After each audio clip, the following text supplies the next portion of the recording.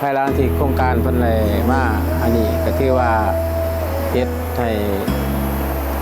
สายน้ำบ่ย่างเฮาดีหลายนั่นแหละมีความสะอาดแต่ก็รักษาระบบนิเวศของธรรมชาติดีขึ้นได้แดงเพราะพันธุ์ของนานาพันธุ์สัตว์น้ำมันก็ดีขึ้นแต่ก็มีความสะอาดหลายแต่ก็เพื่อบ่ให้มีความเปื้อนนั่นแหละเนาะปลูกจิตสำนึกให้คนในภายในบ้านนั่นแหละเนาะรักษาความสะอาดสวยงามแต่ก็รักษาระบบนิเวศของสายน้ำบ่ย่าง